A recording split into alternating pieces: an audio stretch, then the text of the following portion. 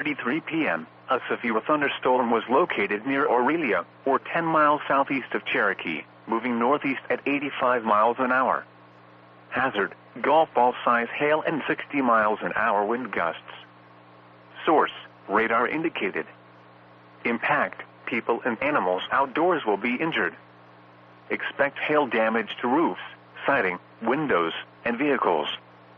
Expect wind damage to roofs, siding, and trees. This severe thunderstorm will be near Sioux Rapids, Peterson, and Lingrove around 5:50 p.m. Other locations in the path of this severe thunderstorm include Royal, Greenville, Spencer in Clay County, Fostoria, Lost Island Lake, and Terrell. A tornado watch remains in effect until 10 p.m. for northwestern and west central Iowa. For your protection, move to an interior room on the lowest floor of a building. A tornado watch remains in effect until 10 p.m. for northwestern and west central Iowa. Repeating, a severe thunderstorm warning has been issued until 6:15 p.m. for the following counties in Iowa: Cherokee, Ida, O'Brien, Clay, Dickinson, and Buena Vista.